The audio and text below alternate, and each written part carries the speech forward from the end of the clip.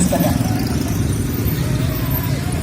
Kita lihat hari ini seluruh masyarakat Kota Bima, kita saksikan secara bersama bahwa di depan kita secara bersama ini adalah salah satu bukti nyata bahwa wali kota. Oke guys, welcome back. Ini adalah channel kita, channel bebas. Mau apapun, mau maki-maki orang terserah. Ini adalah channel terbaik. Di samping saya ada Halo. Tini. Halo. Kartini. Apa? Kartini Nurdin. Kartini Nurdin, salah satu founder dari Ekombi Project. Ya. Salah satu platform anak muda juga yang membicarakan tentang isu-isu terkini Ya. terkait Bima, Bima. pada khususnya.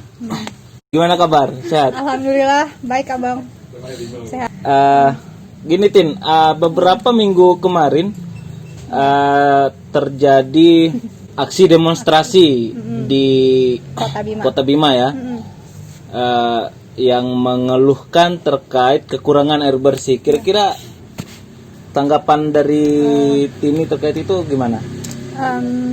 Kalau yang saya lihat ya bang, itu kan di kelurahan itu sudah katanya sudah 15 tahun terjadi krisis air bersih. Terus langkah real yang baru bisa diambil pemerintah itu cuman menyediakan air bersih, mendistribusikan air bersih. Dari? Itu pun kurang tahu saya dari mana, tapi itu pun dibayar katanya, dibayar per kakak. Jadi yang mereka keluhkan tuh itu per kakak bayar air bersih. Tapi wali kota Bima sendiri sudah kalau di media ngomongnya itu beliau sudah merencanakan selain langkah itu yang diambil air bersih, terus sama melakukan penghijauan. Karena krisis air bersih ini kan masalah yang timbul karena tidak adanya lagi hutan yang menyerap air, begitu, seperti itu. Persoalan di Bima itu hutannya di mana sih? Enggak, maksudnya yang masuk kawasan hutan di Kota Bima itu di daerah mana aja? Kawasan hutan tuh daerah timur, daerah perbatasan daerah sebelah timur Kota Bima. Di Wawo ya? Iya, yang berbatasan dengan Wawo, ada di kelurahan, saya kurang tahu namanya kelurahan, tapi sekitar sana lah, yang di PDAM sana juga kan masuk. Itu kawasan hutan lindung? Enggak bukan, gini loh bukan. masalahnya. Jangan sampai kita menganggap banyaknya pohon itu hutan kan kayak gitu. Iya. Jangan sampai statusnya itu memang bukan hutan. Oh iya. Nah, yang menjadi masalah kan di situ. Kita kadang menginginkan masyarakat kita agar tidak menebang hutan. Oke, itu bukan hutan, tapi itu kebun saya kan kayak gitu. Iya. Modelnya. Itu kira-kira gimana jadinya? Kalau untuk kawasan hutan sendiri itu hutan negara, daerah Toloweri itu hutan negara. Tapi kalau di luar itu saya kurang tahu bang. Sekarang gimana pemilikannya, kan gunung-gunung aja tuh udah pada di ini ya? Kebun-kebun orang udah digundulin untuk kafling. Laut aja di kafling di Bima tuh. Iya. Oke, yang menjadi masalah kan kekurangan air bersih. Terlebih air tanah ya? Iya, air tanah. Terus untuk solusinya selain distribusi air bersih itu, langkah-langkah pemerintah untuk ini yang terlihat apa aja? Yang terlihat sih baru itu sekarang. Terus kalau penghijauannya sih itu kan kayak gimana sih? Katanya penghijauan. Langkah yang diambil ya. Katanya penghijauan di di kawasan hutan sebelah timur area Kota Bima. Cuman kan sampai sekarang penghijauan di Bima tuh kita nggak tahu sebenarnya ada atau enggak. Khususnya ya kayak ini juga, kita ngomong di wilayah selain Kota Bima. Contohnya di Kabupaten Bima dulu waktu banjir bandang 2016 tuh kan katanya ada rehabilitasi hutan. Cuman kita bentuk sampai sekarang rehabilitasinya nggak kelihatan. Pernah dengar sampai sekarang tuh seperti apa. Jadi kejadian ini kan akan berulang kayak gini. Jadi kalau musim hujan banjir, kita kelebihan air. sangat kelebihan. Terus kalau musim kemarau ya sama sekali nggak ada air. Sampai kemarin yang saya baca tuh 12 kelurahan Bang, di Kota Bima aja 12 kelurahan. 12 yang krisis kelurahan air. krisis air. Mm-mm. Ini ada pengaruhnya, ini enggak sih? Ada pengaruhnya tentang apa terkait penggundulan gunung-gunung untuk jagung nggak? Ada, sangat ada pengaruhnya. Kan di kalau di Kota Bima kan semua sekarang sudah pada apa sih ngoho jago ngoho jago ya di kota ya, khususnya di kota, daerah-daerah kayak Rite ke atas sana tuh udah pada ini semuanya nanam jagung. Jadi kan jagung itu cuman musim hujan ya Bang kalau nggak salah. Ya, cuman musim hujan musim hujan ditanam. Terus jadi kalau musim kering ya dibiarkan kering begitu aja. Nggak ada selang-seling penggunaan lahannya, ya udah kayak gitu. Jadi udah nggak ada air tanah yang tersimpan. Sumber air sekarang kan selain di bor itu cuman PDAM juga kepemilikannya kan kabupaten bukan kota. Oh gitu. PDAM itu masih kabupaten, cuman daerah ininya di Kelurahan Nungga. Iya, karena beberapa kali saya lihat kunjungan kerja baik anggota DPRD provinsi, DPRD kabupaten atau kota, jika ada keluhan air bersih pasti solusinya adalah bantuan sumur bor, bantuan sumur bor atau bahkan distribusi air. Nah, apakah hal itu bisa menyelesaikan masalah atau gimana, Tin? Kalau menurut saya Bang, itu kan cuman solusi jangka pendek sampai jangka menengah. Kalau misalnya jangka panjang mau terus, kita kan air itu adalah sesuatu yang kritis. Semua orang, semua makhluk hidup butuh air. Jadi sampai kapanpun tuh air akan selalu menjadi kebutuhan kita. Kalau langkah terbaik selain langkah-langkah itu, jadi sebaiknya emang kita harus menanam. Menanam apa? Menanam pohon. Maksudnya kayak gini loh. Ngapain sih kita harus menanam pohon yang tidak berdampak pada ekonomi masyarakat, kan kayak gitu. Buat apa kan masyarakat untuk mengganti lahan, karena kan kayak gini persoalannya. Jagung kita tanam 3 bulan dia sudah bisa panen. Dengan penghasilan kalau 1 hektar itu dia bisa mendapatkan keuntungan 10 atau 20-an juta per 3 bulan. Jika harus menanam pohon jenis apa yang paling tepat untuk ditanam di Bima yang bisa menghasilkan keuntungan yang setara lah kurang lebih. Karena persoalannya kayak gini, kebutuhan ekonomi masyarakat tidak bisa kita kesampingkan kan, nggak bisa kita kesampingkan sama sekali. Kebutuhan anak yang sekolah, kebutuhan sandang, pangan, papan dan lain-lain kan harus terpenuhi semua. Yang menjadi masalah itu adalah kira-kira kita harus tanam apa kayak gitu kan, yang bisa menghasilkan kisaran 10 atau 20 juta per 3 bulan untuk setiap panennya, tanpa merusak ekosistem, tanpa merusak ekologi seperti sekarang ini. Susah sih kalau misalnya kita cuman nanamnya ini aja Bang, nanam pohon. Pohon kan kita cuma bisa ambil kayunya ya.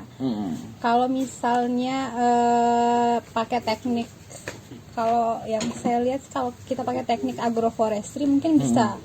Apalagi kan di daerah-daerah Bima sebelah timur sana kan konturnya nggak ini, jadi bisa dibuat teras, terus pakai sistem agroforestry, kita nanam pohon. Atau misalnya kayak di Parado kan orang nanam kemiri sebagai tanaman. Kemiri malah sekarang udah ini, Tin, udah hampir habis. Iya, tapi sekarang karena krisis juga kan, udah jadi lahan kritis tuh di Parado, jadi sekarang udah dicanangkan lagi Bang penanaman kemiri sedikit-sedikit.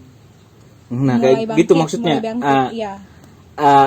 Model pencanangan dalam hal penanaman kemiri atau tumbuh pohon-pohon jenis lain yang berdampak ekonomi bagi masyarakat itu, maksudnya langkah yang telah dilakukan oleh pemerintah, baik itu pemerintah kabupaten atau pemerintah kota atau bahkan masyarakat sendiri, apakah sudah punya kesadaran nggak sih untuk ini?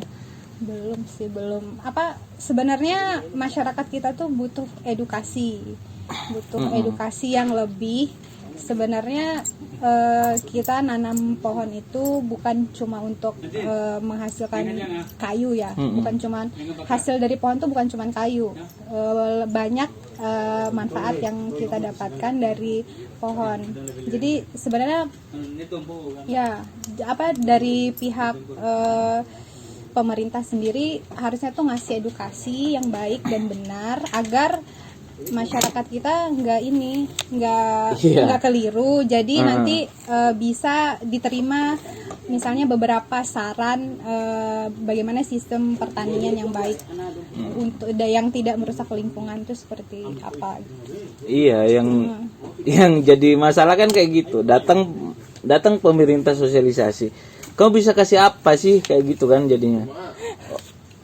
Masyarakat akan bertanya, ini kebun kami mau nanam jagung untuk anak sekolah. Pemerintah mau kasih apa?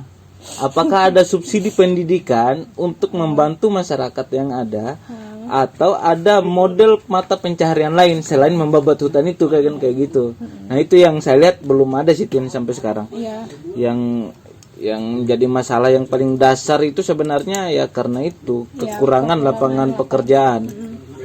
Tapi kira-kira Ekombi Project selama ini progresnya untuk isu-isu lingkungan itu larinya kemana aja Tin? Kita isu lingkungan belum sih Bang, sampai saat ini masih ke budaya-budaya. Budaya? Kalau lingkungan kita belum terlalu ini ya, soalnya kan kita berangkat dari latar belakang yang berbeda. Nanti kita rencana itu sedikit-sedikit, tapi karena beberapa dari kita masih ada yang harus sekolah, jadi keputus dulu sebentar. Sebenarnya ini sih, kalau saya pernah diskusi sama beberapa mahasiswa IPB juga, kenapa harus pertanian itu yang dijadikan mata pencaharian utama? Kan Bima kan daerah pesisir. Kita bisa memanfaatkan potensi perikanan dan kelautan juga sih Bang sebenarnya selain pertanian. Kita kan semua bertani. Emang sih cocok tipe tanah di Bima tuh cocoknya untuk bertani, tapi nggak sampai maruk kayak gini juga, kasihan. Cuma ya itu juga kembali lagi kan, nelayan-nelayan tradisional kita kan makin lama makin tergerus oleh nelayan-nelayan ini ya, yang modern kan. Yang bayangin aja misalnya kapal-kapal yang 5 GT, jenis-jenis kapal yang bisa berlayar mencari ikan di kejauhan 10 atau 100 mil di laut itu udah banyak kan sekarang. Nah maksudnya belum lagi teknologi seperti pendeteksi ikan dan lain-lain kan masih kurang juga. Apakah itu bisa menjadi salah satu solusi nggak sih untuk ini? Kalau saya lihat ya Bang, ternyata PR pemerintah tuh ternyata banyak sekali. Makanya urusan perut, urusan isi kepala, urusan masyarakat itu kan harusnya urusan pemerintah harusnya gitu itu kan. tuh jadi program andalan, jangan cuman investasi dan kita nggak tahu kan dampaknya. Kayak ini juga Bang, PT Sanggar Agro itu kan juga lagi dipermasalahin sekarang. Dari dulu kan? Iya, pemerintah bangga banget kan industrialisasi ada di NTB. Perusahaan minyak kayu putih terbesar di dunia labelnya, tapi ternyata perusahaan itu merugikan masyarakat sekitar pabrik. Ya kayak gitu. Jadi sebenarnya salah visi misi kepala daerah nih kayaknya. Nah ini kan jelang pilkada nih Tin. Iya. Jelang pilkada Kabupaten Bima, Kabupaten Dompu. iya, yang menjadi persoalan yang mendasar di kita ini adalah ini kan persoalan isu-isu terkait ya mata pencarian masyarakat yang hampir dikatakan bertani ataupun nelayan. Kira-kira apa sih harapan dari Ekomi Project untuk ini, untuk pilkada ke depan? Pilkada sekarang ada ini ya, pilkada Bima ya, kan calonnya ada 3. Kalau misalnya, kalau saya sebaiknya lihat visi misinya seperti apa, jelas atau tidak. Jangan cuman industrialisasi perekonomian, mereka cuman menjanjikan misalnya ada BPJS gratis, ini gratis. Ya, BPJS kan emang gratis iya, kan, nggak perlu masukin di visi misi iya, kan. harusnya tuh yang lebih Bima butuhkan tuh sebenarnya apa? Kita lebih butuh bidang lain seperti apa di luar pertanian. Maksudnya jadi besar harapan saya sebaiknya masyarakat tuh memilih calon kepala daerah yang konsen akan itu dan isu lingkungan yang sedang kita tuh Bima kan kayaknya ini banget Bang, apa kritis itu? banget. Selain Kritis apanya yang kritis? Lagi apa? Apakah moralnya yang kritis atau lingkungannya yang kritis? Lingkungannya sekarang kan harusnya udah masuk musim hujan, tapi di Bima tuh masih panas. Selain karena Bima tuh daerah savana, tapi emang harusnya kan bulan-bulan sekarang, jadi kita butuh pemerintah yang kepala daerah yang lebih konsen ke isu lingkungan, yang lebih memperbaiki keadaan lingkungan di Bima sekarang ini. Jadi kita nggak akan mengalami krisis air bersih, mungkin atau enggak udah nggak menghadapi yang kayak tadi abang sebutkan tuh, mereka bingung mau anak sekolah, anak makan kayak apa. Nanti mungkin ada solusi dari mereka, nggak cuman memilih pemerintah yang visi misinya tuh cuman ngasih kayak cuman ngasih makanan, nggak ngasih solusi gitu. Cuman ngasih, ya kita cuman menerima tapi kayak kita nggak bikin sesuatu gitu. Itu aja sih Pak. Awalnya Pusing mau dia apa aja ya. Pusing mana? nggak, maksudnya kayak gini loh Tin, kita kan mau hal-hal yang konkret lah. Iya. Lahan kering nih, jagung udah stop nih sekarang nih, nggak ada yang nanam jagung lagi karena bukan musimnya kan. Sebentar lagi lah musim jagung. Nah, berdampak nggak sih terhadap pembangunan manusia ke depan itu, maksudnya berdampak pada tingkat pendidikannya atau kayak gimana nggak sih kalau misalnya kita menahan para orang tua petani-petani kita itu untuk menanam jagung, karena mayoritas petani-petani di kita itu mencari uang hanya untuk itu, menyekolahkan anak selain untuk makan dan beli motor, mobil kayak gitu kan. Kalau ini sih, kalau itu saya nggak berani ini ya Bang, nggak berani komen. Saya karena kan teman-teman kita beberapa juga sangat menggantungkan hidupnya, termasuk betul. Misal satu teman kita Faujan ini sangat bergantung pada jagung. Kalau nggak ada jagung dia nggak sekolah, dia kan ngomong kayak gitu. Ya. Cuman yang saya masih memikirkan sekarang, dulu kan orang nggak nanam jagung jagung, tapi tetap juga sekolah juga. Mungkin ada alternatif lain selain jagung, mungkin kayak sayur-sayuran. Sayur apa tuh? Oh, tinggi sekolah lain. Kalau nanam sayur, sayuran berapa sih? Oh gitu ya. Oh jagung. Iya sih. kan 9 juta. Oh ya. Kalau itu saya nggak berani komen bang. Cuman kalau saya lihat polanya kalau yang di kota ya itu tuh lebih ke ikut-ikutan sih. Kalau yang di kota tuh bang, mereka sudah punya lahan. Dulunya tuh emang jati segala macam. Cuman lihat orang tuh, ih kok orang itu uangnya banyak, penghasilannya banyak karena dari jagung, ya udah deh mau nanam jagung kayak gitu sih bang kalau di kota. Kalau misalnya beberapa petani kan emang butuh gitu, apalagi swasembada itu kan, swasembada jagung yang lebih ini bantuan masih nggak bang? Masih Ya bibit, iya. Jadi kan Bantuan bibit. ya kan kita nggak bisa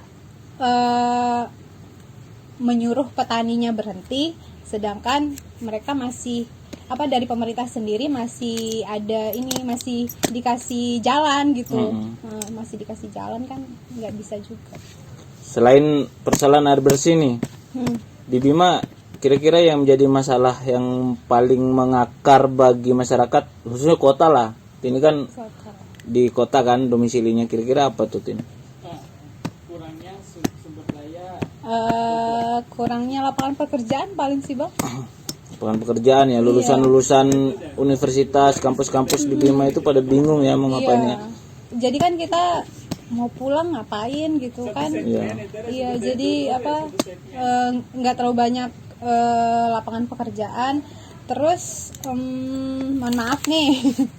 Gak usah minta maaf kita. Nggak usah. Mohon maaf ya.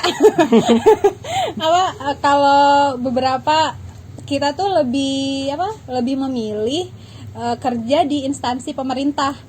Ya, kenapa harus selalu di instansi pemerintah?